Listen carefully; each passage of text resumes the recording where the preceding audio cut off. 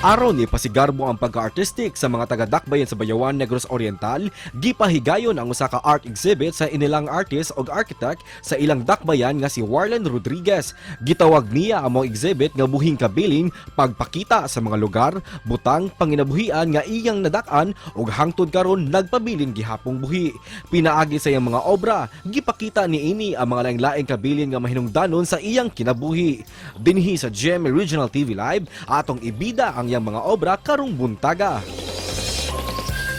Nilahon karong buntaga mga kapuso, architect og artist sa Bayawan City. Naghimo ni siya og exhibit karong bag-o, architect Warlen Rodriguez. Mayong buntag, umaupay na aga architect. Kumusta? Welcome sa GMA Regional TV Live. Mayong buntag ug maupay nga aga. Welcome sa GMA Regional TV Live sa tanan natong mga kapuso o mga nagsunod sa inyong programa. Daghang salamat for joining us, Architect Wal. O congratulations ha sa successful ni mga exhibit. Can you share to us background ani? Actually, ang Bayawan is my first one-man show sa ako ang art. Kay dito manggug ko na imugso. Nang dito sila, ipili din ako nga dito ko mag-start sa akong lakang sa art. Kay lumad yung ka nga taga dito. Sir, buhing kabilin ang titulo sa imong exhibit. Unsa may katuyuan nimo ni sir nganong buhing kabilin man sad?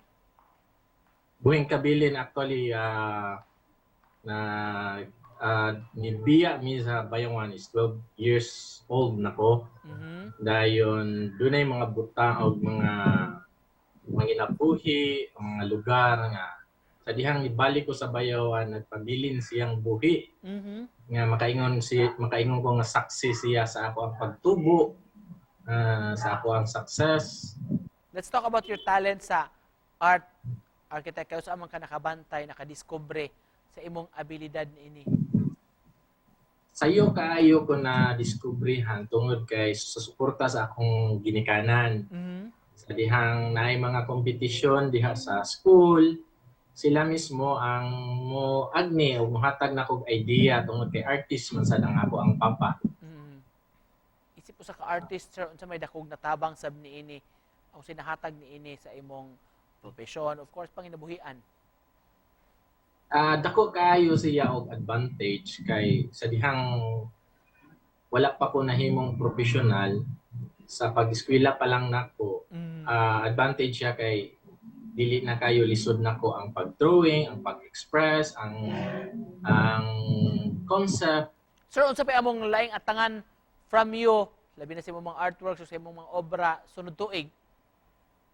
Next year daghan gihapon tag mga show makiguban ta sa mga artist nga mga nailhana diri sa syudad sa Sugbo sa mga ubang lugar. Sa Bayawan ato silang kaubanon ang mga lokal nga artist para mo-show, para maagnisan ang mga batan-on. O doon natin mga competition nga pag-apilan sa international pod. Nangandam na kaani, sir. Tungod kay Bayawanon ta andam ta permi. Wow. Naka sa imong studio Yes, karon, sir?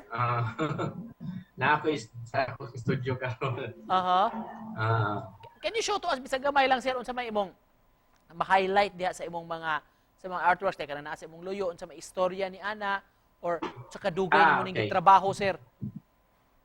Kaning ako ang nasa akong likod kaning bato. Usual mao na ako ang mga painting, mga bato kay na ako'y nabasa sa labi na gyud sa balasahon sa pulong sa Ginoo. Nga kung dili ang tao mo magaday, pwede niya ang mga bato mo ipadayigon. So sa dihang mo lakaw ko og moanha ko ang mga nature labi diha sa mga waterfalls o diha sa mga bukid, makita na ko ang bato nga unsa gyud kaha na aning bato nganong siya may gipili sa Ginoo nga palihokon kung dili kita manglihok. Asa ko, sir, ipakita ko, sir, which kana sa imong likod, architect? Yes sir. Akong ipadol. Pwede ra, sir. Oo.